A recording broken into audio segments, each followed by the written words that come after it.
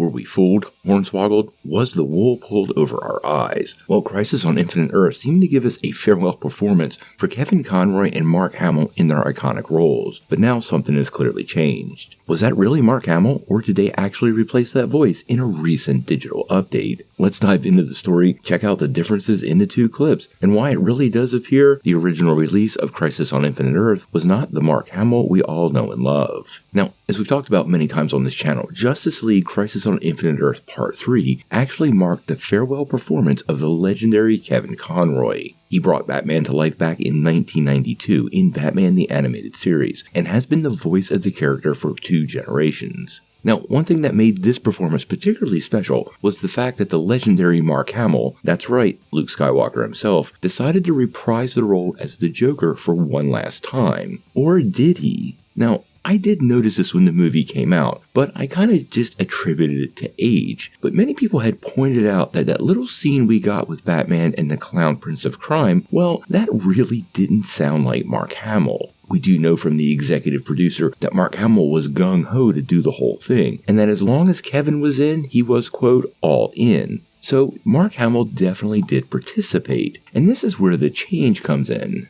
Now, let's check out 2 clips side by side. This found its way over to Reddit. Here's the original clip. I must say, Batsy, I'm flattered. The end of the world, and you want to spend it with me? Yeah, I have to admit that does sound a little off. And here's the updated clip. I must say, Batsy, I'm flattered. The end of the world, and you want to spend it with me.